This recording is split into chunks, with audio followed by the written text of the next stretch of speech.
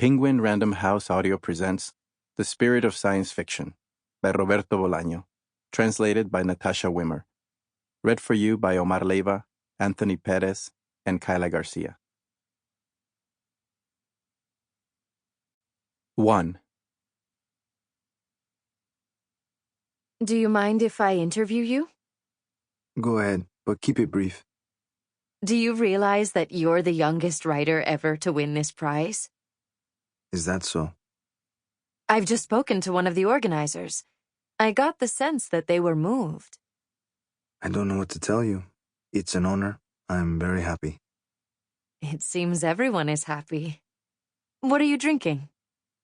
Tequila. Vodka here. Vodka is a strange drink, isn't it?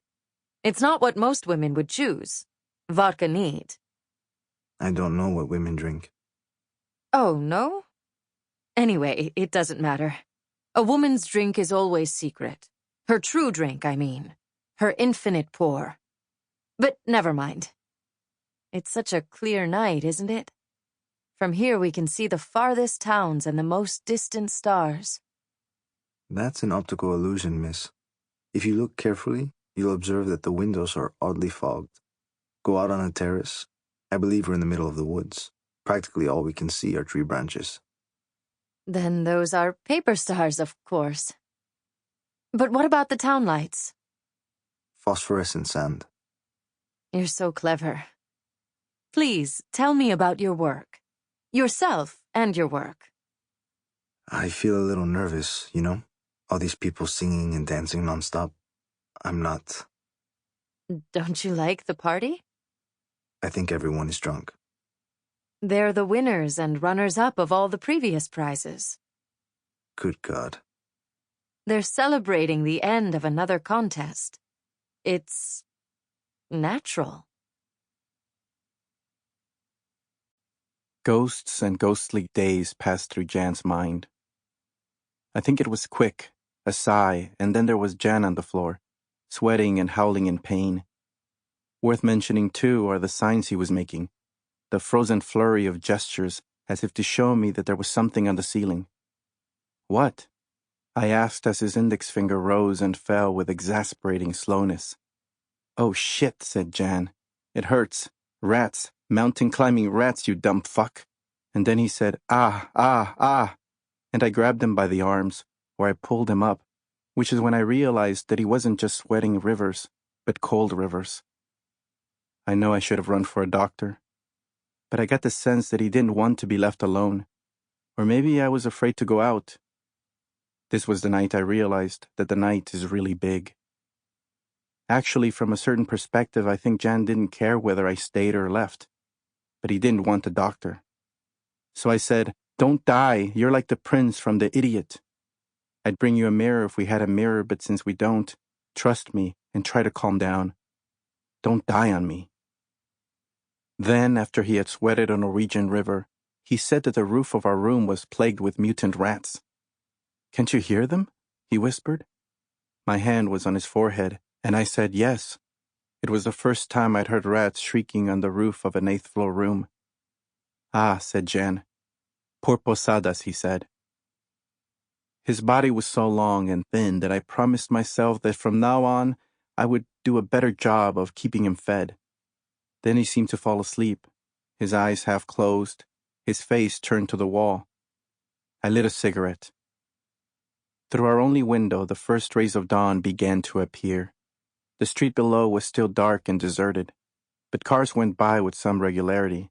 Suddenly, behind me, I heard Jan's snores. I looked at him. He was asleep, naked on his bare mattress, a lock of blonde hair drying slowly on his forehead. I slumped against the wall and let myself slide down until I was sitting in a corner. Through the window, I saw an airplane go by. Red, green, blue, yellow lights, the kernel of a rainbow. I closed my eyes and thought about the past few days, the big sad scenes, what I could see and touch, and then I got undressed and laid down on my mattress and tried to imagine Jan's nightmares, and suddenly, before I fell asleep, I was as certain as if it was being dictated to me that Jan had felt many things that night, but not fear. Dear Alice Sheldon, I just want to tell you that I admire you deeply. I'm a devoted reader. When I had to get rid of my books, I never had a lot, but I had some. I couldn't bring myself to give away all of yours, so I still have Up the Walls of the World, and sometimes I recite a little from memory, just for myself. I've read your stories too, but I gradually lost those, unfortunately. Here they were published in anthologies and magazines, and some made their way to the city where I live. There was a guy who loaned me rare stuff, and I met a science fiction writer. People say he's our only science fiction writer, but I don't believe it. Remo tells me that his mother met another one, 10 or 15 years ago at least. His name was Gonzalez, or that's how my friend remembers it. And he worked in the records department at Valparaiso Hospital. He gave money to Remo's mother and the other girls to buy his novel. He published it himself with his own money. Gonzalez waited outside the bookstore, and Remo's mother went in and bought the book. And of course, the only books the store sold were the ones bought by the kids from the records department. Remo remembers their names: Maite, Doña Lucia, Rabanales, Pereira, but not the title of the book. Martian Invasion, Flight to the Andromeda Nebula, The Secret of the Andes. I can't think what it was. Maybe someday I'll find a copy. After I read it, I'll send it to you as a small token of gratitude for the hours of pleasure you've given me.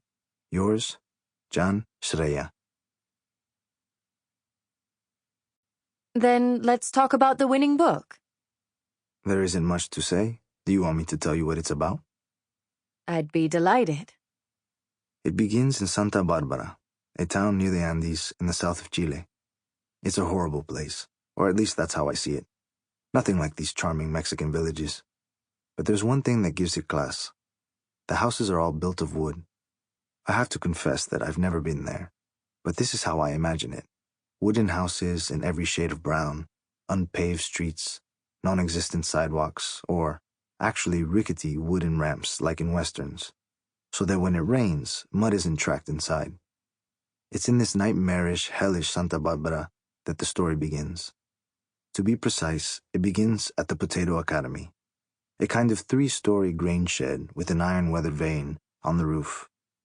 Probably the bleakest building on Calle Galvarino, and one of the many secret faculties of the unknown university that are scattered around the world. Truly fascinating. Tell me more. On the first floor, there are just 2 rooms. One of them is so huge that tractors used to be kept there.